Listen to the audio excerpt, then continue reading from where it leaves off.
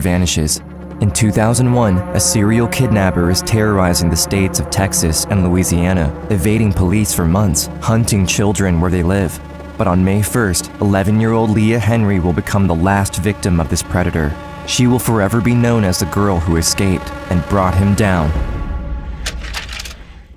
The year is 2001. In the suburb near southwest Houston, 11-year-old Leah lives a normal and happy life with her loving family.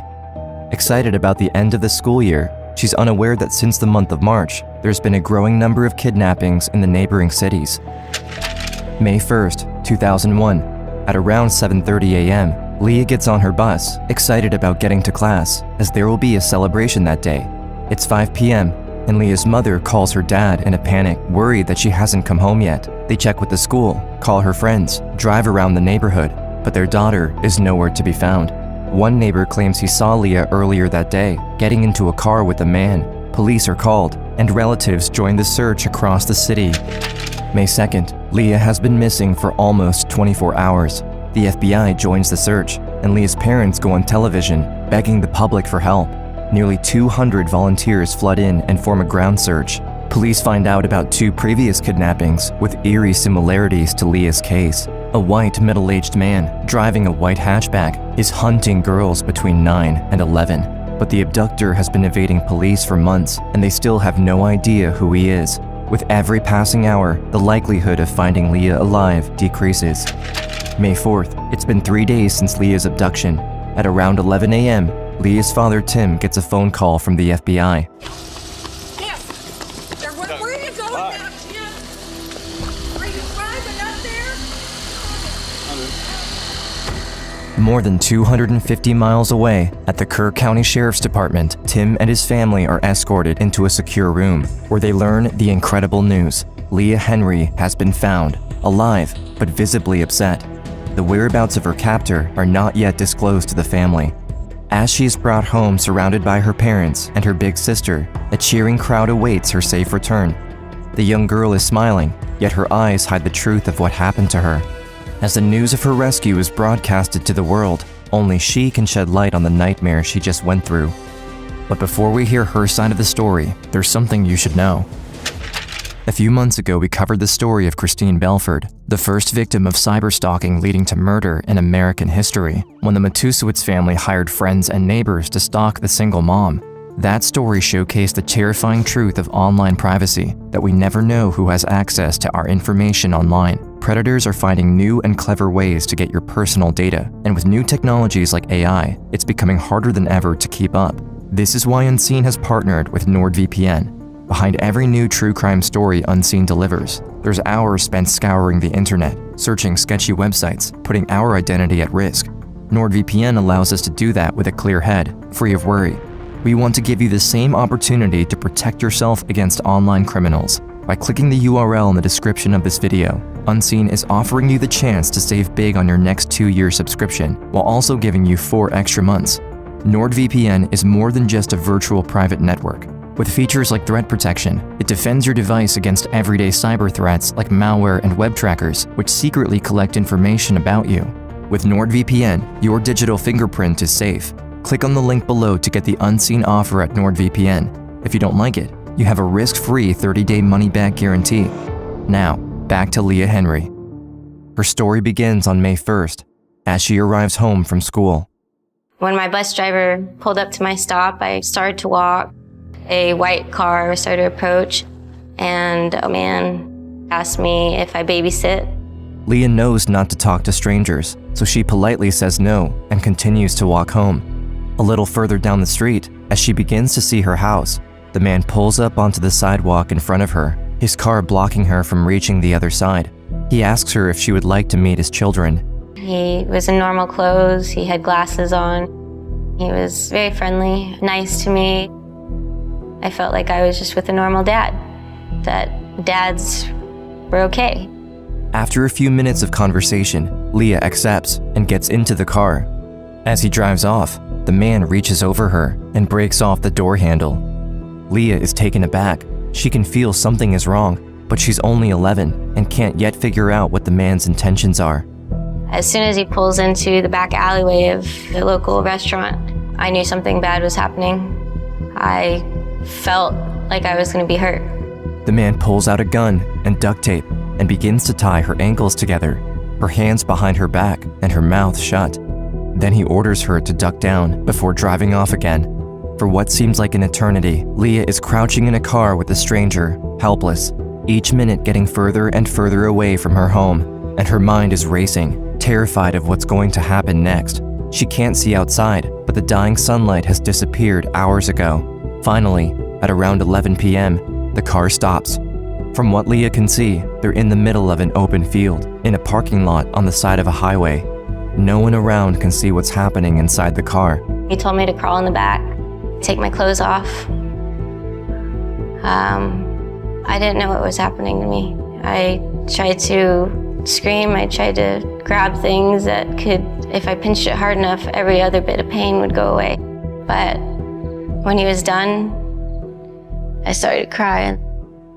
As they get back on the road, the car isn't going very fast, and she considers the broken handle of the car door.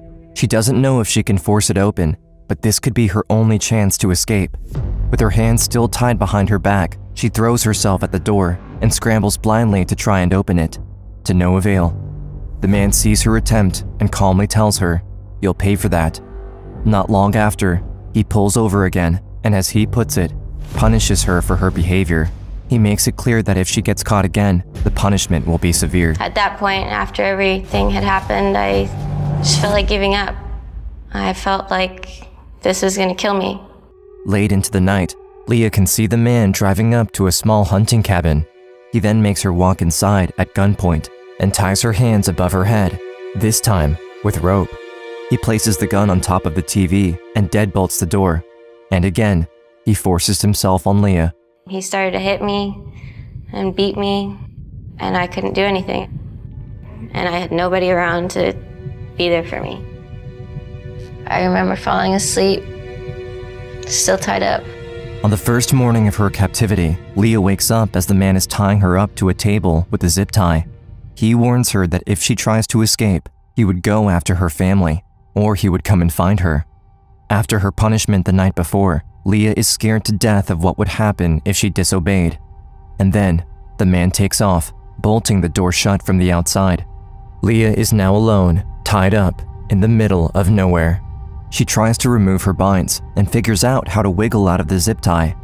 Now free to move around the cabin, she considers leaving through the window, but fear takes over. I was too afraid of everything outside of the cabin, thinking that everyone in the area was like him, or that if I was found, someone else would hurt me and it would be worse. At that time, I started thinking about my family. Leah can't imagine what's going through her father's mind. She is crushed at the thought of her parents worried sick at home, searching tirelessly and never finding her. I wanted them to look for me, but part of me didn't want them to hurt. As the sun begins to set on May 2nd, the man returns. Leah hears him pull up on the driveway and quickly gets back into her binds. I remember him bringing home a newspaper that had my sister on it. And she was staring at it with this empty look. And all I wanted to do was comfort her. The heartbreaking picture also comes as a relief, knowing that her parents are doing everything they can to find her. The man taunts her, telling her they will eventually give up, but he only fuels her determination. I held on to the fact that they were looking for me, that if they can fight, I can fight. Leah makes the decision that she will do everything she can to make it out alive, but she knows she's dealing with a sick and twisted mind, so she will have to do everything he asks until she is free. On the second morning, the man leaves again, and Leah wiggles out of her zip ties again. This time, she takes out the camera that she has in her school bag. I think that's the first time I decided that I needed to make note of everything that was happening to me, because if someone was gonna find me, they needed evidence. Leah takes pictures of everything: the inside of the cabin, the bruises on her body, the place she is tied up at, the surroundings outside. She also takes out her agenda and begins writing down in detail everything she went through. She might be too weak to fight him off, but she can outsmart him in her own way. When the night comes, the man returns to find Leah back in her zip ties. Leah knows what is waiting for her, that like the previous night, the man will do unspeakable things to her. but she needs to stay strong for her family. On the third morning, Leah wakes up to the sound of ruckus outside. She's alone, but doesn't dare move.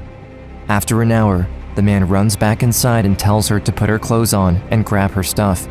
They're leaving. I didn't know what was going on, but I knew he was feeling closed in on. The newspapers kept telling us that they kind of knew who this guy was. The man puts a pillowcase over her head and guides her out to the car. All she can see is sunlight shining through. He sits her in the back of the vehicle and starts the car. I'm sitting there wondering what's about to happen to me. Is he gonna take me somewhere? Or is this about to get a whole lot worse? At that moment, Leah hears tires rolling up on the gravel. The man gets out and tells her to stay quiet. Leah has no idea what is happening outside and who is coming up the driveway. I received a call from dispatch that somebody thought they might have seen the suspect vehicle. Sergeant Beleder of the Kerr County Sheriff's Department investigates the tip, bringing him to an isolated cabin in Kerrville, nearly 300 miles from the city of Houston. When I got down the road, I saw a vehicle, but it wasn't the right color, and it had the wrong license plate on it. Beleder knows to look for a white hatchback, yet finds a red car parked down the driveway. What he doesn't know is, just minutes earlier, suspect Gary Dale Cox was painting his car from white to red.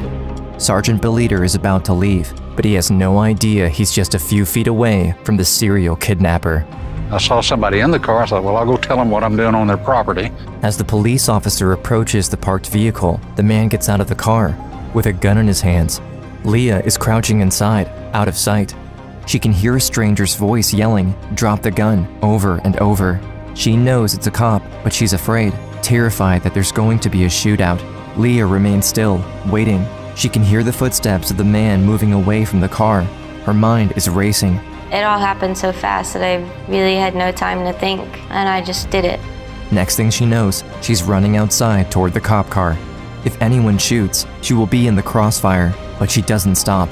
When Beleder tells her to get in the back seat, she doesn't hesitate. My mind is going 90 miles an hour. I felt like my best course of action then was try to get out of there. As he's driving backwards down the driveway, Leah hears gunshots.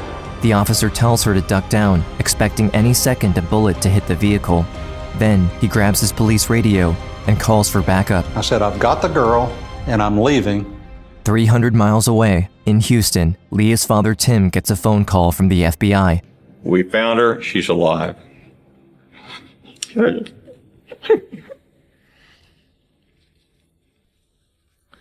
dropped the phone. We just jumped up. Police officer was there. Within 5 minutes, we were out of the house, down to the FBI headquarters. A local pilot volunteers to fly Tim and his family the 300 miles to Kerrville. At the same time, Leah is escorted back to the sheriff's department in a police car. I don't know if I felt safe yet. And I think what I needed was to be held by my family, because that was the only thing that was going to make me understand that it was truly over. At the Kerr County Sheriff's Department, Leah is reunited with her mom and dad and her big sister. Tim hugs his daughter tightly, relieved to finally have her back. I don't think I've ever been that happy. And that's true. I can't ever think of another moment in life that has brought that kind of joy to me. I remember giving her the longest hug. She's here. I still have my sister here. Leah's sister, whose picture gave her strength in her darkest moment, regains her smile. Leah is finally happy. Just a few miles away, Sergeant Beleder and the entire county police force are closing in on Gary Dale Cox's cabin. As it turns out, Cox took the easy way out. And once we went up and approached the house, we found the suspect lying outside beside the passenger side of the vehicle with one gunshot wound to the head. It's good that he's not around anymore, that he can't do that to anyone else. But I really wish that I would have had a say in it and that he would have hurt as much as me and the other girls hurt. When we drove up to my house, there were so many people, so many people. I had an uncontrollable smile on my face, literally. And everyone was showing me so much love and support. I am extremely proud of Leah after everything she's gone through. She's really pushed herself to be successful and happy. It's been 22 years since her ordeal, and Leah Henry has taken back her life. She followed her dream of becoming a marine biologist and continues to share her story with the world. My life actually feels complete and happy and something worth living.